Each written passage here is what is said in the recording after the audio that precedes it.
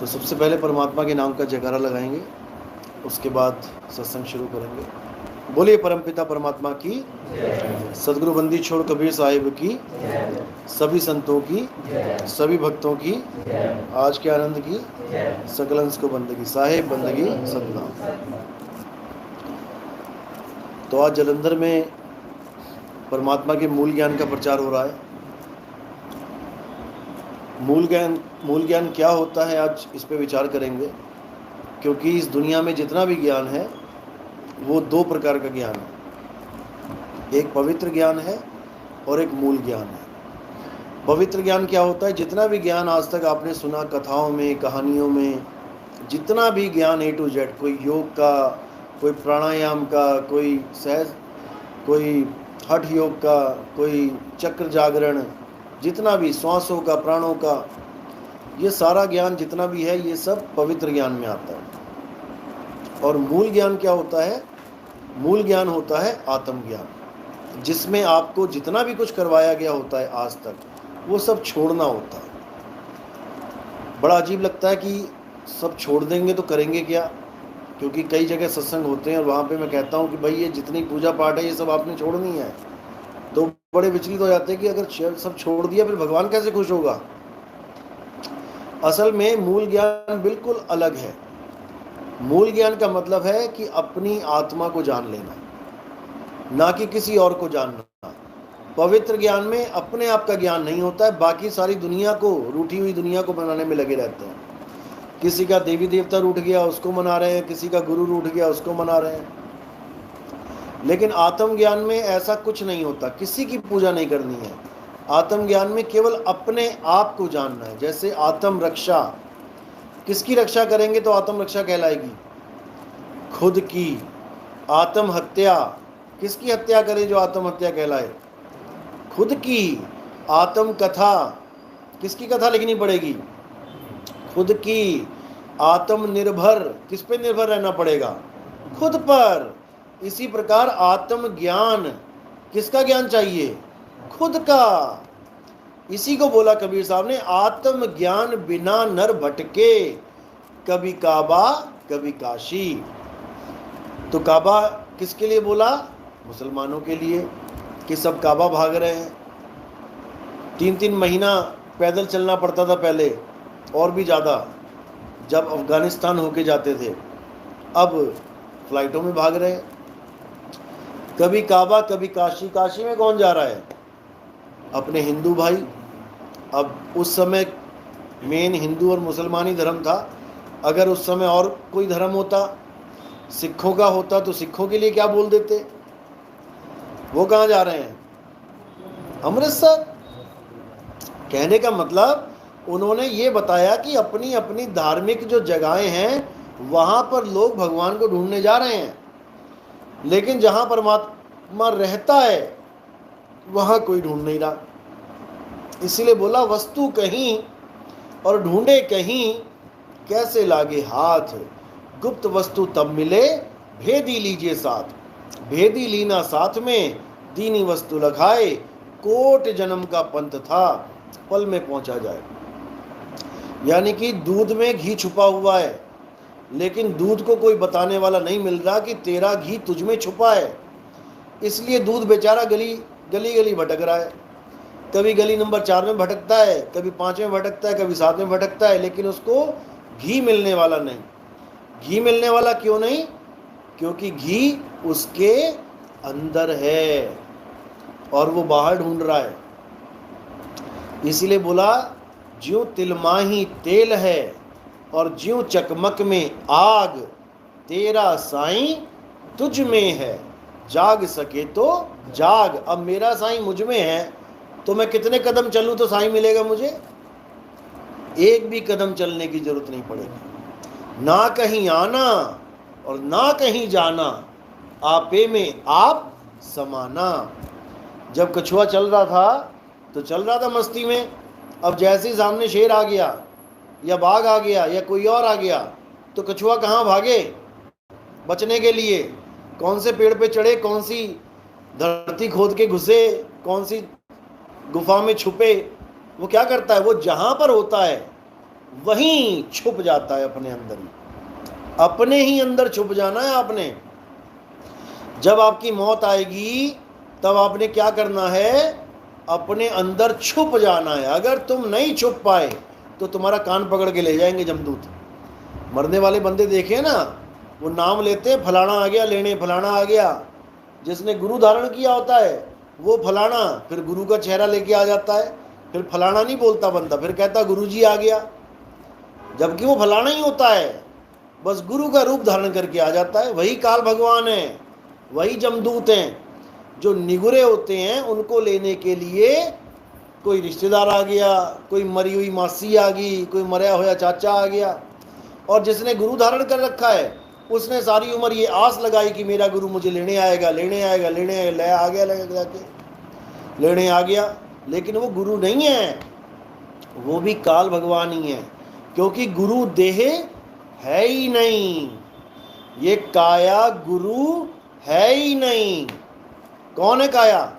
गुरु नहीं है तो काया है गुरु के कपड़े। हे अर्जुन, तू और मैं शरीर नहीं है, शरीर तो इस आत्मा के कपड़े हैं। ये कपड़े ना भी अगर कोई किसी को मारे तो भी एक दिन ये कपड़े जब पुराने होते हैं तो इसको आत्मा छोड़ देती है। क्या सब मारने पर ही मरते हैं क्या? सबकी गोली लगे तभी मौत होती है क्या? बैठे बैठे भी छोड़ जाते हैं कपड़ों को, पुराने हो गए। सब कपड़े क्या आप फट जाए तभी रिजेक्ट करते हो क्या? कुछ बिल्कुल सही होते हैं लेकिन इतने घिस चुके होते हैं कि आप कहते हैं नहीं अब ये पान जो गई नहीं दिया। तो कहने का मतलब ये जो कपड़े हैं ये हमारे कपड़े, हमारा शरीर हम नहीं हैं। ये आदमी और औरत के कपड़े हैं। ये कपड़े लाल पीले काले कहाँ मिलते हैं? कहाँ से लेके आते हैं? शोरूम से। कोई बढ़िया वाले महंगे शोरूम से लेके आता, उसको छोटे मोटे पसंद ही नहीं आते। और कोई संडे मार्केट से ले आता है 50-50 रुपए की पैंटें कमीजें। पहनना तो दोनों ने कपड़ा ही है, लेकिन कपड़ा पहनने वाला कपड़ा नहीं हो जाएगा, वो हमेशा कपड़े से जुदा है, अलग है। कोई आदमी का कपड़ा पहन के आ गया, कोई औरत का कपड़ा पहन के आ गया।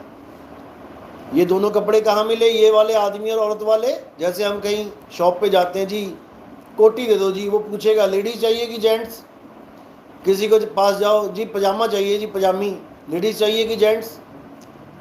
कुर्ता चाहिए जी, लेडीज़ का चाहिए जेंट्स का चाहिए। चश्मा चाहिए, लेडीज़ चाहिए कि जेंट्स। पर्स चाहिए, लेडीज़ चाहिए कि जेंट्स। दोनों कैटेगरी हैं। अब ये लेडीज़ और जेंट्स कपड़ा ये कहाँ मिला हमें? ये मिला हमें माँ के गर्भ में। वहाँ पे जाके हम इन कपड़े को धारण करते हैं। किसी ने लेडीज़ वाला कपड़ा धारण कर लिया, किसी ने जेंट्स वाला। अब अल्ट्रासाउंड करवाया, लेडीज़ वाला कपड़ा निकला तो हाय हाय हाय हाय कुड़ी हो गई, की करिए। और वही जीवात्मा अगर लड़के वाला कपड़ा पहन के आ गया तो क्या बात है, तालियां थालियां सब बजेंगी। जबकि ना वो लड़की है ना वो लड़का है, ये तो कपड़े हैं। और जिसने ये कपड़े पहने हैं वो परमात्मा का जीव है। हम सब जीव हैं। आधों को लड़के का कपड़ा पहना दिया तो वो अपने आप को लड़का समझ रहे हैं, आधों को लड़की का कपड़ा पहना दिया तो वो लड़की समझ रहे हैं। लेकिन ये नहीं समझ पा रहे कि ना मैं लड़का ना मैं लड़की, मैं एक जीवात्मा हूं। जब मैं लड़का और लड़की नहीं हूं तो भगवान राम क्या हुए? आदमी या औरत? भगवान राम आदमी है या औरत हैं? जीव हैं, जीवात्माएं। आदमी और औरत नहीं है। आदमी और औरत का तो शरीर धारण किया उन्होंने। अब लोगों को हजम नहीं होती बात, ऐसे कैसे हो सकता है? राम जी तो आदमी है। फिर तो भाई विष्णु जी को कछुआ बोलना पड़ेगा, क्योंकि कछुए का भी शरीर धारण किया विष्णु जी ने। फिर विष्णु जी को मछली भी बोलना पड़ेगा। क्यों केवल विष्णु जी को आदमी समझते हो? क्यों केवल कृष्ण जी को आदमी समझते हो? विष्णु जी ने तो वरा अवतार भी लिया जंगली सुअर का, लेकिन तुम एक बार भी तुम्हारे दिमाग में नहीं आएगा कि Vishnu ji is equal to जंगली सुअर। कभी नहीं आएगा। तुम्हारे दिमाग में आएगा Vishnu ji is equal to 4 हाथ वाले विष्णु जी शेषनाग पे लेटे हुए हैं। तुम्हारे दिमाग में एक बार भी नहीं आएगा कि Vishnu ji is equal to मछली। उसको तुम सोच रहे हो ये तो लिया था छोड़ दिया, अरे भाई ये भी लिया ही था, छोड़ दिया, ये भी छोड़ दिया। तो ना विष्णु जी कोई जंगली सुअर हैं, ना ही वो कोई मछली है, ना ही वो कोई कछुआ है, और ना ही वो कोई आदमी है, क्योंकि ये आदमी का भी चोला है, मानुष चोला। चोला धारण किया जाता है। चोले को क्या कहते हैं हिंदी में? चोले को बोलते हैं कपड़ा। कहते नहीं बाबे का चोला देखो, तो चोला क्या है? कपड़ा। इंसानी चोला जिसने भी धारण किया है वो एक जीव है। अब हमारे यहाँ क्या दिक्कत आ रही है हमारे धर्म में, कि हम चाहते तो हैं सबसे ऊंचा ज्ञान, लेकिन हम कपड़ों से ऊपर नहीं उठ पा रहे, हम चोलों से ऊपर नहीं उठ पा रहे। हम विष्णु जी को चोले के माध्यम से ही पाना चाहते हैं, जबकि ऐसा होने वाला नहीं है। जब तक हम उनके सत्य स्वरूप को नहीं जान पाए, जब तक हम उनकी सारी उम्र भी पूजा करते रहे, तब भी उनकी पूजा नहीं कर सकते हम। एक दिन भी हमने विष्णु जी की पूजा नहीं करी, एक दिन भी हमने कृष्ण जी की पूजा नहीं करी, चाहे सारी उम्र घंटियां बजाते रहे। तो किसकी पूजा करी हमने? किसकी? कपड़ों की। हमने कृष्ण जी के कपड़े पूज लिए सारी उम्र। जैसे मैं तो चला जाऊं यहां से और तुम मेरे इन कपड़ों की पूजा करते रहो सारी उम्र, और सोचो मैं तो नितिन दास की पूजा कर रहा हूं। नहीं कर रहे हो। इसी भ्रम को तोड़ना है। ये भ्रम है, ये भ्रम भूत सकल जग खाया। इसीलिए मुसलमान हमें काफिर बोलते हैं, क्योंकि वो ये कहते हैं बुतों की पूजा करना काफिरों का काम है, यानी शरीरों की पूजा करना काफिरों का काम है। अब ये तो उन्होंने बोल दिया। अब हमारे कृष्ण जी क्या बोलते हैं गीता में? कभी आपने पढ़ी है गीता? हाथ खड़े करो, किसी ने गीता पढ़ी है? 7वां अध्याय पढ़ो, उसमें क्या बोला है बिल्कुल स्पष्ट, कि जो लोग देवी देवताओं की पूजा करते हैं वो अल्प बुद्धि लोग हैं। अल्प बुद्धि होता है जिनकी बुद्धि कम होती है, जिनकी बुद्धि छोटी होती है लेकिन कम होती है, लेकिन कम से कम होती तो है, कम से कम होती तो है, चाहे कम होती है। मतलब जब तक तुम सत्य को नहीं जान पा रहे हो तब तक असत्य की पूजा कर रहे हो, फिर भी ठीक है। लाख गुना अच्छा है कि तुम दारू पी के पड़े रहो नाली के किनारे, या तुम कहीं चोरियां ठगियां करते फिरो, या तुम और कोई क्राइम करते रहो। उससे लाख गुना अच्छा है कि तुम कम से कम मूर्ति पूजा ही कर रहे हो, कम से कम तुम भगवान से डर तो रहे हो। तो तुम्हारा जीवन तो वो सुधार सकता है, वो ज्ञान, क्योंकि पवित्र ज्ञान है, तुम्हारे जीवन को पवित्र करेगा, लेकिन वो तुम्हें मुक्ति नहीं दे सकता।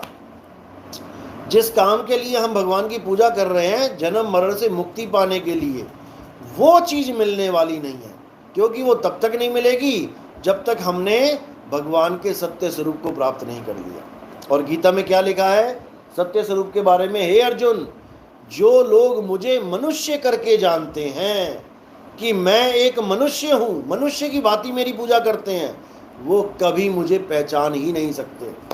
जो तत्व ज्ञान के द्वारा मुझे जानते हैं, यानी मैं एक आत्मा हूं, हे अर्जुन, केवल वही लोग जन्म मरण से पार होते हैं। उनको कभी किसी गर्भ जून में नहीं जाना पड़ता। हम लोग कितने अच्छे अच्छे कपड़े पहन के सब बढ़िया खा रहे हैं पी रहे हैं, लेकिन सोचो हम आए कहां से हैं? 9 महीने कहां काटे हमने? एक दिन क्या, एक पल भी याद नहीं है किसी को कि 9 महीने हम कहां रहे। किसने भुलाया? अभी आपके जीवन में कोई हादसा हो जाए, सारी उम्र याद रहेगा आपको कि मेरा तो बड़ा बुरा हादसा हो गया जिस जीवन में, लेकिन वो 9 महीने क्यों याद नहीं आ रहे हैं? कहां था मैं? ये माया का खेल है।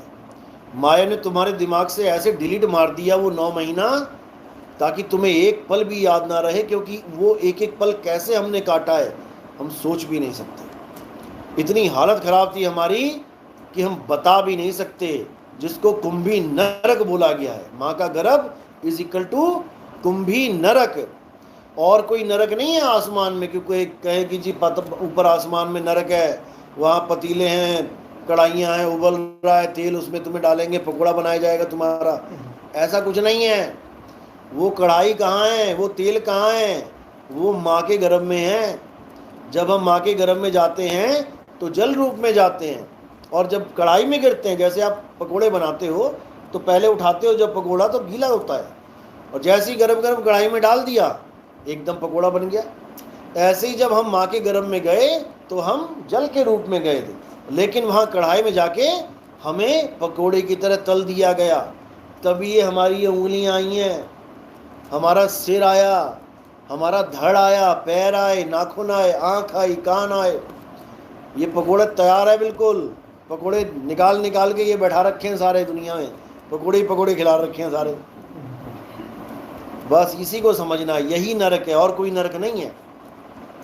जो ज़्यादा तल दिया ज़्यादा काला हो गया वो। तो इसी को समझना है।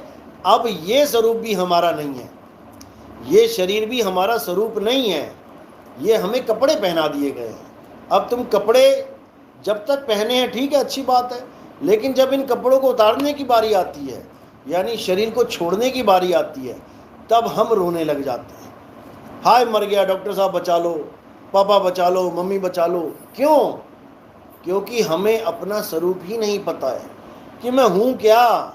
मैं अपने आप को आदमी, अपने आप को औरत, अपने आप को जवान, बूढ़ा, बच्चा मान के बैठा हूँ, जबकि मैं खुद एक आत्मा हूँ। हे अर्जुन, तू, मैं और ये जितने राजा महाराजा हैं, ऐसा कोई समय नहीं था जब हम नहीं थे। अध्याय दूसरे में लिखा है सारा। और ऐसा कोई समय नहीं आएगा जब हम नहीं होंगे, यानी हम सदा थे, सदा हैं, सदा रहेंगे। तो फिर किसने किसको मारा? क्या राम ने रावण को मारा? नहीं मारा। कृष्ण जी ने कंस को मारा? नहीं मारा। दुर्योधन को किसने मारा? किसी ने नहीं मारा। कोई मरा ही नहीं। बस कपड़े पहने थे और कपड़े वहीं छोड़ के दूसरे कपड़े पहनने चले गए। जैसे रामलीला में देखते हैं आप, रोज युद्ध होता है, रोज मरते हैं लोग, तो क्या मर गए? रामलीला में तीर चलते हैं ना, तीर कमान, तो कितने लोग मरे होंगे आज तक? कितनी बार रामलीला हुई? 40-50 बार तो हो ही चुकी होगी शहरों में। तो 50 बार रावण मर गया क्या? वो नहीं मरता, उसके तीर लगता है, वो कपड़े उतारता है, घर चला जाता है, अगले साल फिर आ गया। वहां तो 1 साल लगता आने में, या 9 महीने लगते हैं इंसान चोला पाने में, और किसी चोले में चले गए तो और कम समय लगता है।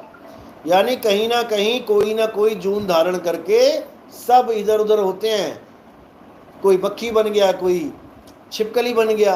अब वो मक्खी और छिपकली का भोजन है, यानी शरीर को खा रहा है। आत्मा किसी को नहीं खाती। आत्मा कुछ खाती नहीं, आत्मा कुछ पीती नहीं। आत्मा को इस भौतिक शरीर से कोई मतलब ही नहीं है। आत्मा केवल इनको ताकत दे रही है चलने के लिए। ये शरीर को चलाने के लिए आत्मा केवल ताकत दे रही है।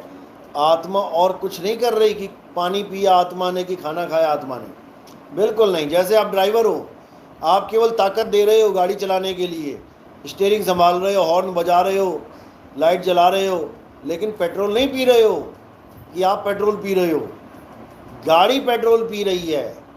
इसी प्रकार ये खाना भी आप नहीं खा रहे हो, शरीर खा रहा है और पचा के निकाल रहा है।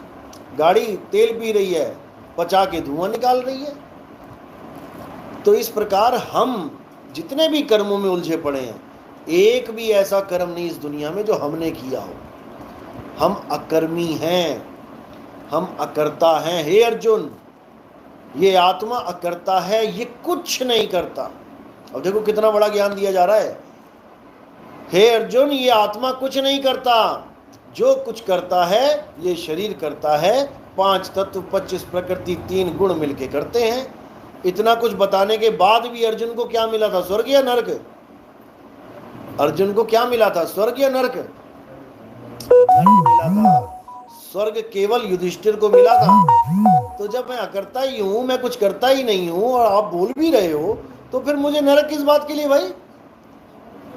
जब मैंने कुछ किया ही नहीं तो मुझे नरक क्यों मिला? क्योंकि गीता में केवल ज्ञान समझाया गया है। गीता में अनुभव ज्ञान नहीं दिया किसी को कि अर्जुन को अनुभूति हो जाए कि मैं एक आत्मा हूं और वो मुक्त हो जाए। गीता में ये ज्ञान बोला ही नहीं गया कि करना क्या है, और जो कुछ बोला गया क्या करना है, वो सब एक दैहिक ज्ञान है, देही का ज्ञान है। जैसे गीता में बोला है कि नाक पे ध्यान लगाओ, त्रिकुटी में ध्यान लगाओ, श्वास आती जाती के साथ रमण करो, या फिर ओम का जाप करो, ओम तत् सत्य करो, इसमें से एक भी आत्मज्ञान नहीं है। आत्मज्ञान के लिए क्या बोला कि हे अर्जुन, इस दुनिया में दो प्रकार के तत्व हैं। तत्वदर्शियों ने इन दो प्रकार के तत्वों की महिमा बताई है। एक असत तत्व है, एक सत तत्व है। असत तो हम सबके शरीर हैं, और जो सत्य है वो आत्मा है। हे अर्जुन, अगर तुम इस सत्य को जानना चाहते हो, अध्याय 4 34वां श्लोक, तो तुम किसी आत्मज्ञानी गुरु के पास जाओ, जिसने अपनी आत्मा को जाना है। वही तुम्हें तुम्हारी आत्मा की पहचान बता सकता है, वही तुम्हें तुम्हारा आत्मा का ज्ञान दे सकता है, जिसको एक बार प्राप्त करने के बाद तुम्हें कभी अज्ञानता में जीना नहीं पड़ेगा। यानी तुम्हें मैंने एक बार समझा दिया कि ना तुम आदमी ना तुम औरत, तुम एक आत्मा हो। थ्योरी पार्ट में आपको समझ में आ गया, लेकिन जब तक प्रैक्टिकल ना हो जाए आप यकीन नहीं कर पाओगे कि मैं एक औरत नहीं हूँ, मैं एक आदमी नहीं हूँ। वो प्रैक्टिकल क्या है? वो प्रैक्टिकल है आत्म ज्ञान को प्राप्त कर लेना। जैसे मैंने आपको कह दिया कि पंखा करंट से चलता है, करंट का झटका किस किस ने खाया है? हाथ खड़े करो। किस किस को करंट लगा है? किसको नहीं लगा है वो हाथ खड़ा करो। आज तक करंट ही नहीं लगा जिसे, सबको लगा है, आपको कभी नहीं लगा, पक्की बात है। अब आप इनको कितना ही समझाने की कोशिश करो कि ये पंखा करंट से चलता है, करंट से चलता है, इनके दिमाग में पड़ने की ही नहीं कि कैसा होता है करंट, कैसे चल सकता है पंखा करंट से। जिस दिन इन्होंने करंट को हाथ लगा लिया ना, पंखा नहीं तुम्हें भी चला देगा वो 2 मिनट में, वो तुम्हें भी चला देगा। समझ में आ जाएगा कि अरे बाप रे, ये है जो पंखे को चला रहा है, और सारा दिन पंखे को हाथ लगाते रहो, एक झटका ना लगे तुम्हें। इसी प्रकार तुम सारा दिन अपने शरीर को हाथ लगाते रहो, तुम्हें एक बार भी अनुभव नहीं होगा कि तुम आत्मा हो। कब अनुभव होगा? जब गुरु तुम्हें तरीका बताएगा कि बेटा तेरी आत्मा तेरे पास है, अगर उसको छूना है तो ये काम कर। फिर तुम्हें समझ में आएगा अरे भाई मेरा शरीर इससे चल रहा है, तब समझ पाओगे। क्योंकि ये शरीर भी पंखा ही है, एक मुर्दा है। ये पंखा जब लेके आए थे तो 3 पीस में था ये पंखा। दुकान पे मुर्दा खरीद के लेके आए थे हम 3 पीस में। कौन कौन से 3 पीस? एक तो पर वाला डब्बा आया था, 3 पंख थे उसमें, एक रोटेटर गोल गोल सा, और एक इतनी डंडी सी थी। तीनों को लेके आ गए, नहीं लाश ले आए 3 हिस्सों में बटी हुई। आगे यहाँ पे नट बोल्ट लगा के लाश इकट्ठी कर दी। यानी पोस्टमार्टम जिसका हो चुका था, 3 हिस्से हो चुके थे, घर में आके तुमने सिल दिए। अब वो लाश के जिंदा हो जाएगी? वो तो मुर्दा ही है, लाश मुर्दा है। देखो लाश टांगी थी ना, चल पड़ेगी लाश टांग के छत पे? नहीं चलेगी। फिर तुमने क्या किया? उस लाश में एक करंट लगा दिया तुमने तार के द्वारा। अब देखो 200 की स्पीड में लाश भाग रही है, 200 की स्पीड में लाश भाग रही है। इसी प्रकार हमारी जो बॉडी है वो भी एक लाश है। ये बॉडी हमारी मुर्दा है, लेकिन हमें चलती हुई दिखाई दे रही है, इसलिए हम सोच रहे हैं ये भी जिंदा है, ये भी जिंदा है, वो भी जिंदा है, वो भी जिंदा है, जबकि सारे मरे हुए हैं, सब मरे हुए हैं। केवल जिंदा इसलिए दिख रहे हैं क्योंकि करंट लगा रखा है, इसलिए सारे भागे भागे फिर रहे हैं, क्योंकि आत्मा का टच हो गया है शरीर से, इसलिए शरीर चलता हुआ दिखाई दे रहा है। और मुझे लग रहा है मेरी माँ तो भी जिंदा है, मेरा पापा तो भी जिंदा है। और जैसी कोई एक्सपायर होगा तो हम खुद अपने मुंह से ही कह देंगे पापा हमें छोड़ के चले गए। अब पापा हमें छोड़ के चले गए तो फिर ये कौन पड़ा हुआ है जिसकी तुम सेल्फियां लेते थे खींच खींच के, जिनके साथ तुम घूमते थे? बॉडी को ही तो पापा मान रखा था। मेरे पापा जी गोरे हैं, मेरे पापा जी बूढ़े हैं, मेरे पापा जी 70 साल के हैं। तो वो कौन है जो पापा जी चले गए? वो कितने साल का था? वो था कौन? शक्ल क्या थी उसकी? यानी कि जैसे पंखा चलता चलता रुक जाता तो हम कहते हैं लाइट चली गई, हम कभी ये कहते पंखा चला गया? कभी बोला हमने कि पंखा चला गया? हम क्या कहेंगे? लाइट चली गई। अब लाइट को तुम पंखा बना के बैठ जाओ तो बेवकूफ कौन है? तुम ही हो। पापा जो चले जाएंगे उसको तुम बॉडी बना के बैठ जाओ कि ये मेरे पापा बैठे हैं। नहीं बैठे हैं भाई, ये पापा की बॉडी है। केले का छिलका है, केला नहीं है। केला जाएगा पेट के अंदर और छिलका जाएगा डस्टबिन में। इसी प्रकार ये बॉडी डस्टबिन में जाने वाली है। किसी की आग के ऊपर पड़ जाएगी, किसी की जमीन के नीचे गड़ जाएगी, लेकिन जो इस बॉडी को चला रहा है असल में वो है तुम्हारा पापा। और वो भी पापा नहीं है, वो तुम्हारा भाई है। परमात्मा के बच्चे हैं सारे। पापा तो तुमने इसलिए मान लिया क्योंकि तुम्हारे माँ बाप से तुम यहाँ पैदा हो गए, तुम्हारा शरीर पैदा हो गया, इसलिए तुमने उसको पापा और उसको मम्मी मान लिया। लेकिन वो पापा मम्मी भी इस जन्म की है।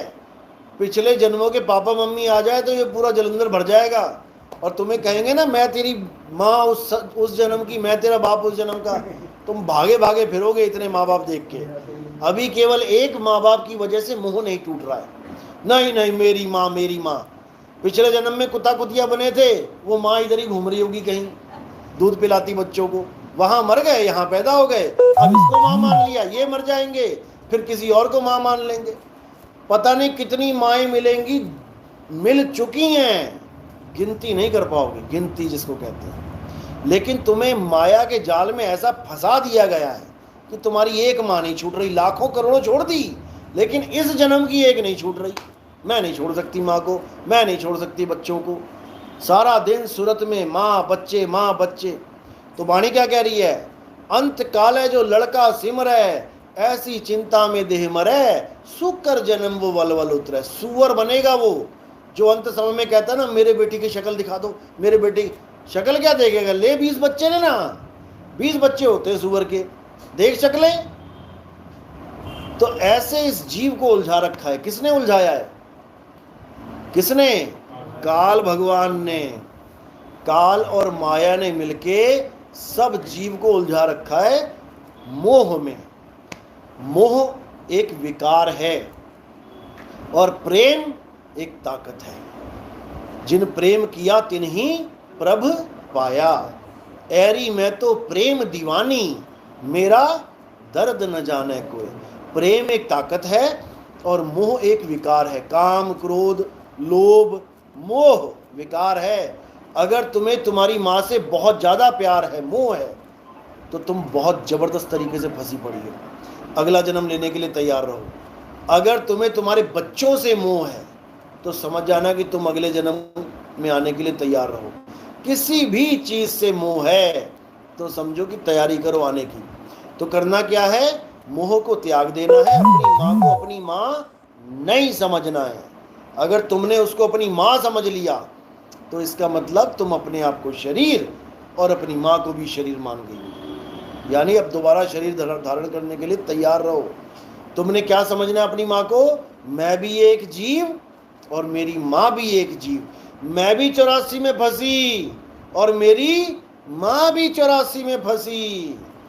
अब क्या करना है? ज्ञान समझ के कि मैं भी निकलूं और मेरी माँ भी निकल जाए, जो मेरी माँ है ही नहीं।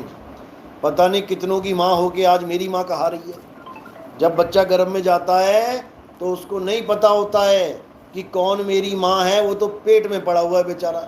उसको नहीं पता मेरी माँ की शक्ल कैसी है, उसको नहीं पता मेरी माँ कौन सी भाषा बोलती है, उसको नहीं पता मेरी माँ सड़क के किनारे झुंगी में रहती है कि कोई बहुत बड़े कोठी में रहती है। कुछ नहीं पता। बस जहाँ कर्मों के अनुसार उसको जीवन मिल गया वहीं वो पनपने लगता है और फिर बाहर आ जाता है। अब चाहे काली कलूटी माँ क्यों ना हो, उसके लिए वो सबसे प्यारी है। देखो सड़कों पे भिखारी भीख मांगते हैं, काली पीली और गंदी संदी सी, उसी से बच्चा चिपका हुआ है। वो उसको चूमनी कर रही है, वो उसको चूम रहे हैं और तुम ना चूम पाओगे एक बार भी। लेकिन अगर तुम्हें उनका बेटा बना दिया तो उसी को दिन रात चूमोगे। यही माया है, यही खेल है। इसी को समझ के इस माया जाल को तोड़ देना है। बड़ा मुश्किल लगता है सुनने में, लेकिन बहुत आसान भी है। आसान तब है जब आप अपने आप को आत्मा समझ लो। आपने अपने आप को समझ लिया ना कि अच्छा ये करंट मैं हूँ, तो मेरी माँ भी वही करंट है, मेरा पापा भी वही करंट है, मेरे सारे भाई बहन, मेरे सारी दुनिया में जितने भी लोग हैं सब करंट है, पंखा तो कोई है ही नहीं। तो जब करंट है तो करंट तो कभी खत्म होगा ही नहीं, पंखा चलता चलता भले रुक जाए। बस इसी को समझ लेना, यही आत्मज्ञान है कि तुमने पहली बात तो किसी शरीर को पूजना नहीं है। पूजने का मतलब कि तुम उसकी अगरबत्ती घुमाओ और उसी की आस लगा के बैठ जाओ कि यही मुझे लेने आएगा, बिल्कुल भी नहीं। किसी कैलेंडर, फोटो, किसी भी मूर्ति को नहीं पूजना है। गीता बिल्कुल खिलाफ है इन चीज़ों के। गीता का एक ही ज्ञान है कि हे अर्जुन, आत्मा को कोई शस्त्र काट नहीं सकता, अग्नि जला नहीं सकती, वायु सुखा नहीं सकती, जल भिगो नहीं सकता। अगर इस दुनिया में कुछ पूजनीय है तो हे अर्जुन आत्मा है। अध्याय 3 17वां श्लोक। जो अपनी आत्मा को जान लेते हैं, जो अपनी आत्मा में रमण करते हैं, जो अपनी आत्मा में संतुष्ट हो जाते हैं, हे अर्जुन, उनके ऊपर कोई धार्मिक कर्म कर्तव्य लागू ही नहीं होता। उसको किसी मंदिर में जाने की जरूरत नहीं, उसको कोई तीर्थ जाने की जरूरत नहीं, उसको राम राम अल्लाह अल्लाह वाहिगुरु करने की जरूरत नहीं, उसको कुछ करने की जरूरत नहीं। उसने वो चीज पाली है जिसमें परमात्मा का वास है। कहाँ है परमात्मा का वास? आत्मा में ही परमात्मा है और कहीं नहीं है। इसीलिए आत्मा अमर है, क्योंकि उसमें परमात्मा का वास है। जहां परमात्मा रहने लग जाए वो जगह नष्ट हो ही नहीं सकती है।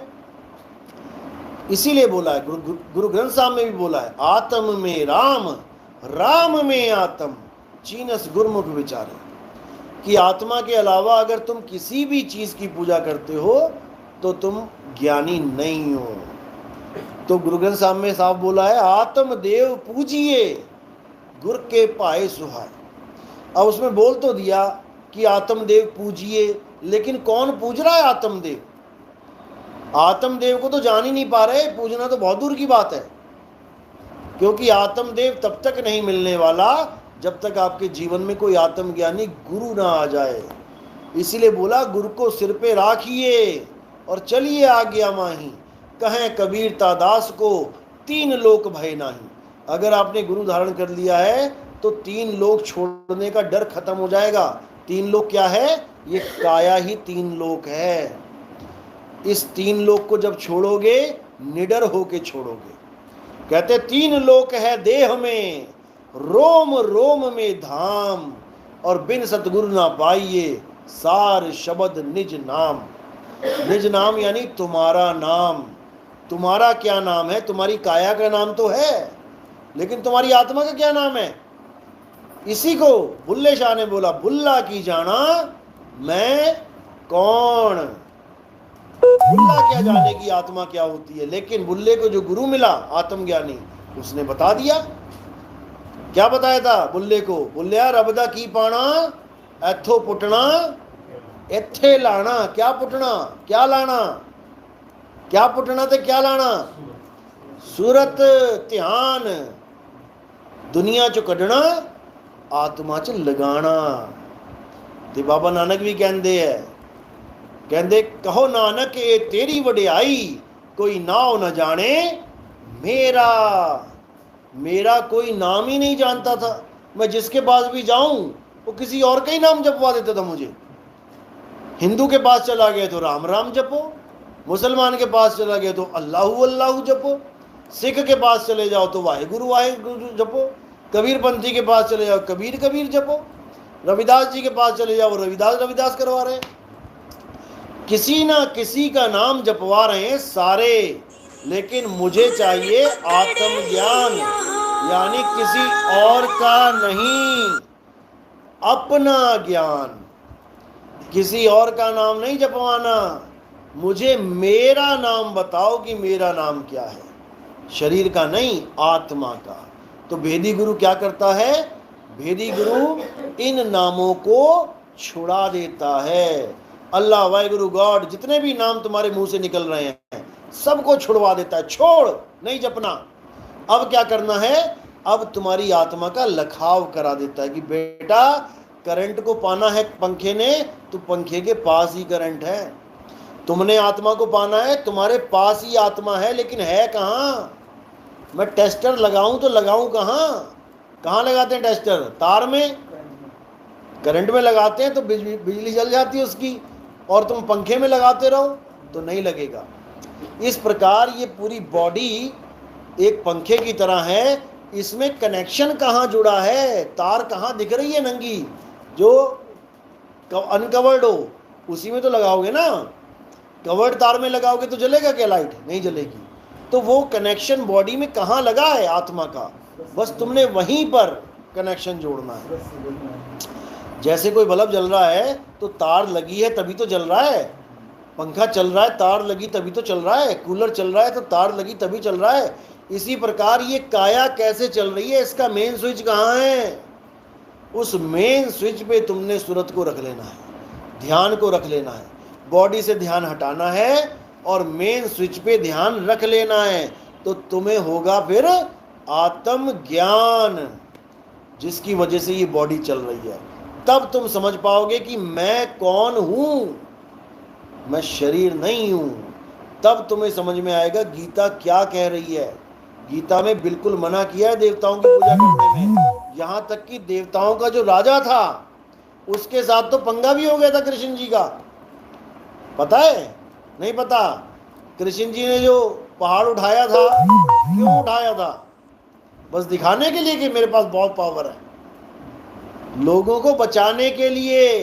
किससे? इंद्रदेव से, जो सारे देवताओं का राजा है। उसी से पंगा पड़ा हुआ था कृष्ण जी का। एक बार भी गीता में नहीं कहा उन्होंने कि किसी देवता की पूजा करो, बल्कि उन्होंने रोका। हे अर्जुन, अध्याय 9 पढ़ो।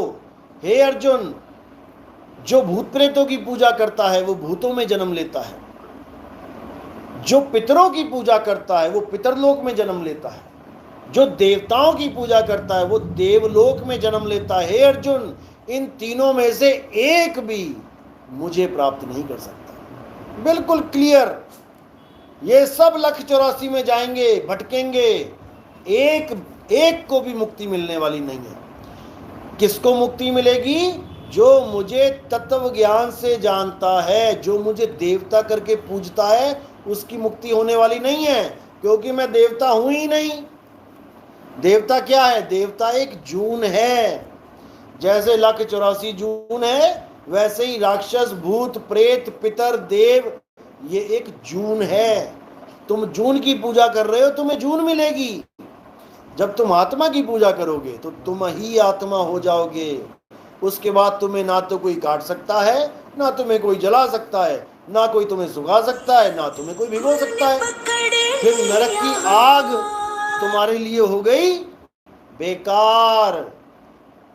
नरक में जो आगे लगा रखी हैं दुनिया भर की, वो बेकार होगी। उनको कहो चूल्हा ठंडा कर ला भाई, सानू कुछ होने वाला नहीं। हुण जैसे कोई गोलियां मार रहा है तो ठीक है, किसी को मार रहा है, लग रही है। जब मैं बुलेट प्रूफ केबिन में ही बैठ गया तो क्या गोलियां मारेगा कोई? यानी उसकी गोलियां बिल्कुल वेस्ट जाएंगी। इसी प्रकार ये जितने भी नरक स्वर्ग बने हुए हैं, ये सब वेस्ट हो जाते हैं जब मैं आत्म ज्ञान को प्राप्त कर लेता हूं। जब मैं ही आत्मा हो गया तो स्वर्ग में बैठ के कौन वहां नाच देखेगा? सोमरस कौन पिएगा? ये शरीर पी रहा है भाई।